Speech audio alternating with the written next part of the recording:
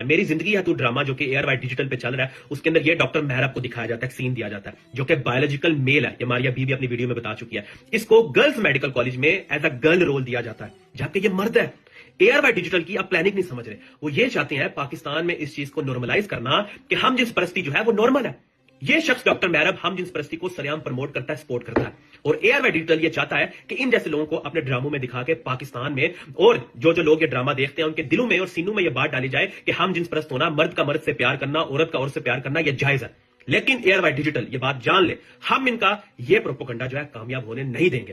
ہم جنس پرستی حرام ہے، دیٹس فائنل. اس کے آگے ہمیں کوئی دلیل بتانے کی ضرورت ہی نہیں ہے. تو ان جیسے لوگوں کو اپنے ڈراموں میں رول دے کر آپ یہ بتانا چاہتے ہیں کہ کل کو کوئی مرد عورت والا گیٹ اپ بنا کے اپنا جینڈر چینج کر کے گرلز میڈیکل کالج میں چلا جائے، کسی لڑکی کے ساتھ جو ہے بری حرکت کر دے، تو اس کا ذمہ دار کون ہوگا؟ اس کا ذمہ دار آپ ڈرامے والے لوگ ہوں گے جو کہ ہماری نوجوان نسل کے دماغ خراب کر رہے ہیں. لہٰذا آپ اس کے خلاف آواز اٹھائیں کیونکہ یہ ہماری آنے والی نسل کا سوال ہے. ہم اس طرح کے لوگوں کو برداشت نہیں کریں گے اور ہم جنس پرستی پاکستان میں بالکل بھی جو ہے الاؤ نہیں کی